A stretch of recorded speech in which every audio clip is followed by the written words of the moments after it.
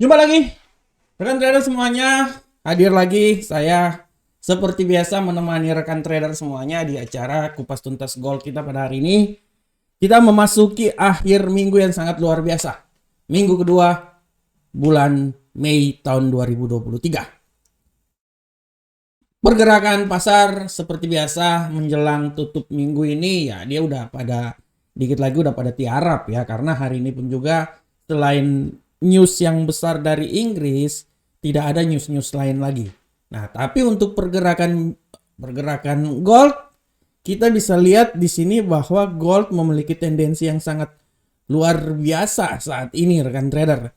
Kalau kita lihat gold sudah berada di titik terendah, titik nadir pada hari ini ya. Dan kalau saya lihat juga bahwa gold ini sudah saatnya untuk mengalami kenaikan ya.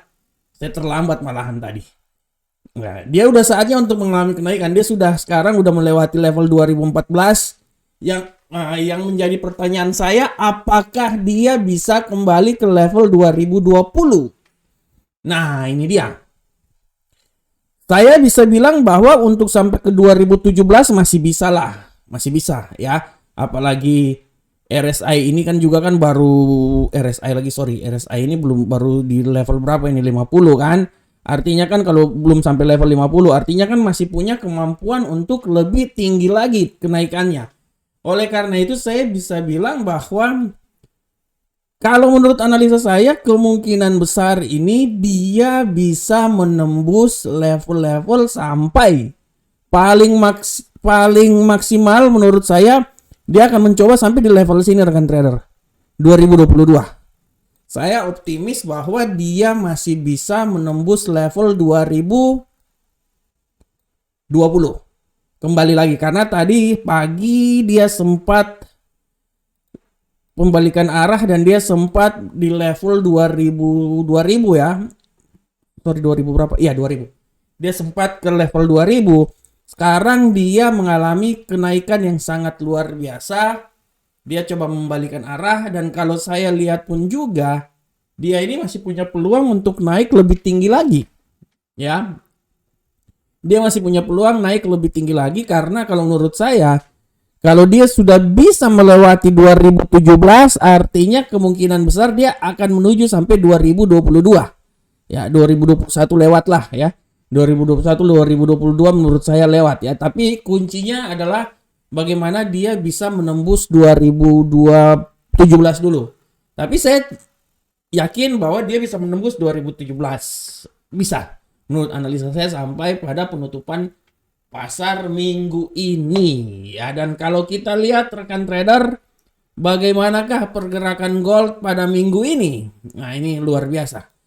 Rekan trader kalau lihat pergerakan gold pada minggu ini, ya tendensi pelemahan masih sangat, ya tendensi pelemahan prinsipnya terjadi ya setelah minggu kemarin. Artinya selama 3 minggu berturut-turut gold ini mengalami pelemahan.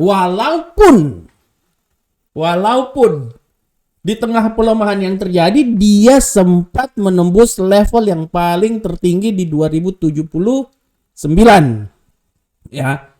Secara garis besar memang dia mengalami pelemahan rekan trader. Tapi dia sempat menyentuh level 2000.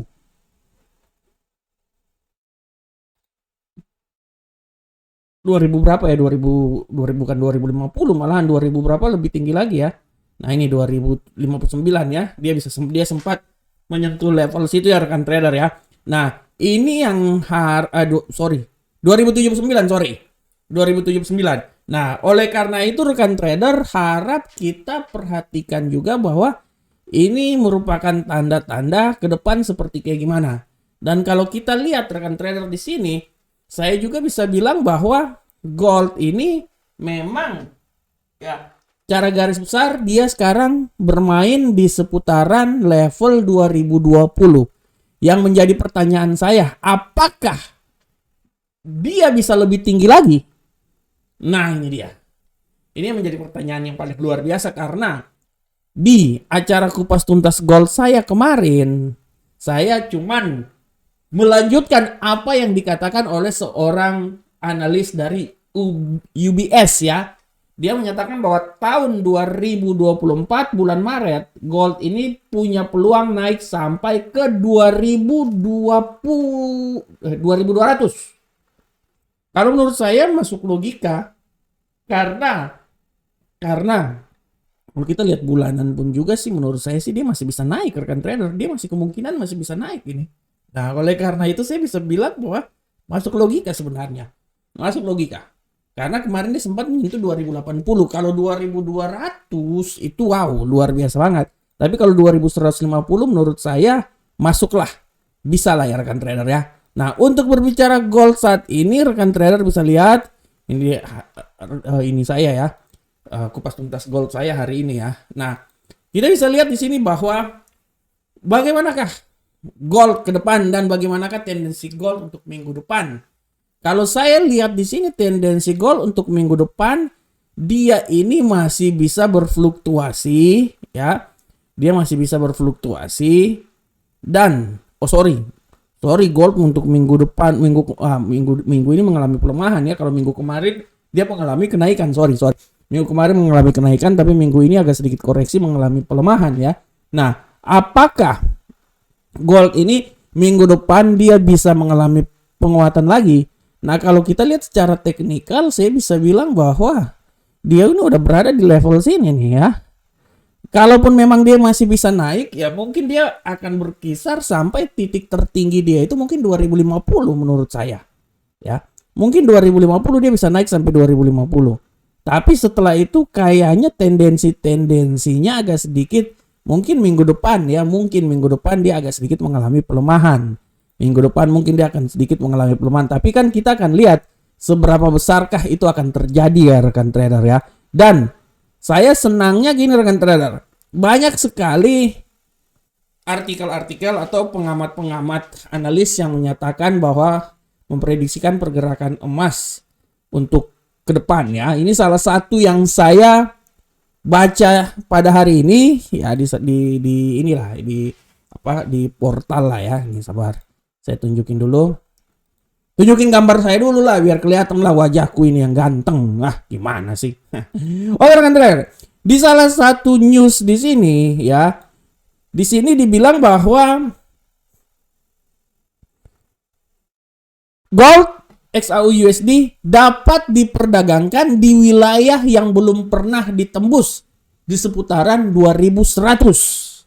Nah, ini luar biasa rekan trader. Ini luar biasa ya. Di sini dibilang bahwa secara teknikal harga emas berkonsolidasi di dekat 2020. Jika harga menembus level tertinggi baru yang baru-baru ini, artinya emas diperkirakan akan naik sampai 2100. Coba kita lihat. Kita kembali ke laptop. Bagaimanakah dia di laptop? Nah, oke, 2100 artinya kalau 2100 itu sabarkan trader ini ini dia. Artinya kalau 2100 itu dia berarti di sekitaran sini ya rekan trader ya. Nah, di sini ya. Oke, ini dia. 2092. Nah 2100 di seputaran sini. Ya, oke, saya kasih tanda dulu 2100. Nah, dia akan berada di seputaran sini. Yang menjadi pertanyaan saya ya, ini kan ya namanya kita analisa ya. Analisa kan harus disertai dengan data-data dan informasi. Ya.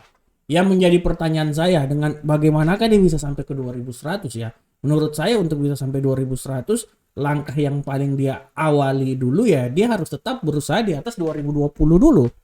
Minimal dia harus berusaha atas 2020. Tapi langkah yang paling utama adalah bagaimana dia bisa konsisten di atas 2050 di sini. Nah, seputaran sini lah 2050 ya. 2057 lah. Nah, di sini. Kalau memang dia bisa konsisten di seputaran sini, ya. Artinya kemungkinan besar 2100 itu bisa saja terjadi. Ya. Artinya 2100 itu bisa saja terjadi rekan trader ya. Artinya menurut saya dia bisa naik sampai di 2100 di sini menurut saya ya. Dia bisa. Saya ganti gambar dulu. Nah, tapi kan menjadi pertanyaan saya, bagaimana dia bisa sampai 2100? Nah, ini jangan cuma lihat dari indikator aja dibilang titik perselingkuhan. Nah, contohnya gitu ya. Pakai moving average. Oh iya naik ini. Jangan kan. Kan kita lihat kondisi apakah yang bisa membuat dia bisa sampai ke 2100 contohnya. Atau minimal 2050. Ya. Nah, kalau saya bilang seperti kayak gini, saya bisa bilang kondisi-kondisinya ya saya langsung to the point aja, kondisinya apabila kalau Amerika tidak bisa membayar hutangnya nanti pada bulan ini tanggal 1 Juni ya, kemungkinan bisa. Minimal dia akan naik sampai kembali lagi ke 2079. Nah, di sekitaran sini ya. Oke, dia bisa. Tapi kan ada alasannya. Alasannya itu apabila Amerika kemungkinan besar dia tidak bisa membayar. Itu alasan yang paling masuk dalam logika adalah Amerika tidak bisa membayar utang dia. Kalau Amerika tidak bisa membayar utang dia jatuh tempo pada tanggal 1 nanti, artinya apa yang diprediksikan oleh para ahli-ahli itu bisa rekan trader. Tapi kan Amerika kan sementara ini dia akan bermain-main, dia akan berusaha supaya utang dia kan bisa dibayar kan. Nah itu dia. Oleh karena itu kita kan tinggal 1 minggu lagi, 2 minggu lagi ya. Secara teknikal untuk 2 minggu sisa ini kan tidak ada news yang benar-benar bisa mendorong itu sampai menuju ke sana ya. Tapi segala sesuatu bisa aja ya apabila pergerakan pasar kan kita tidak tahu kan. Misalnya kemarin waktu kenapa dia bisa sampai di 2079 ya. Itu kan kita tidak masuk dalam logika bahwa di saat itu di saat dia masuk ke terbang ke 2079 kan kita nggak tahu bahwa akan ada permasalahan di Bank Republik, First Republic kan.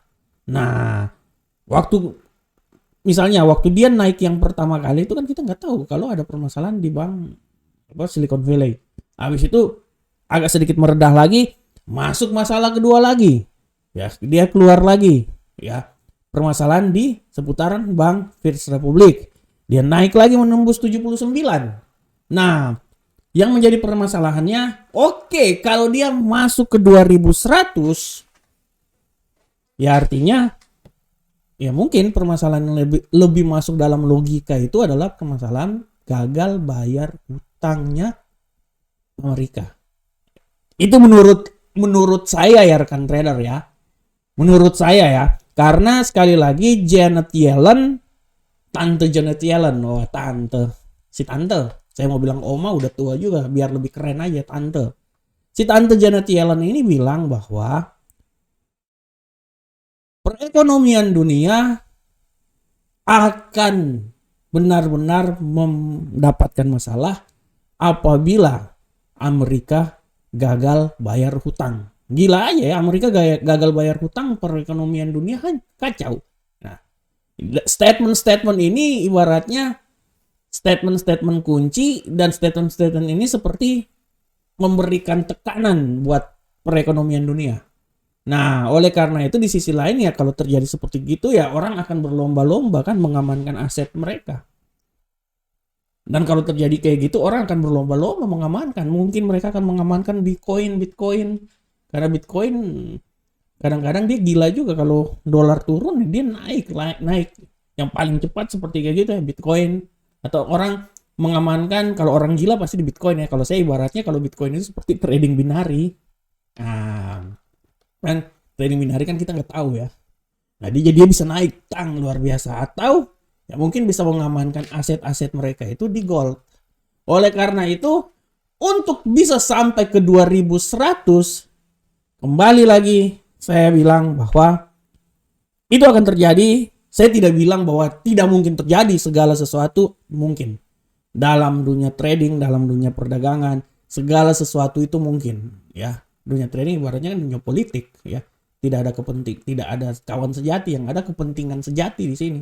Kalau Amerika punya kepentingan ya dia bisa bikin dia turun. Kalau Amerika tidak punya kepentingan dia bisa bikin naik, dan dia bisa bikin turun dengan harga dunia. Nah, oleh karena itu sekali lagi saya bilang bahwa kan trader, apa yang dibilang oleh para analis saya bisa bilang bahwa tidak tertutup kemungkinan dan saya bisa bilang benar, bisa saja terjadi.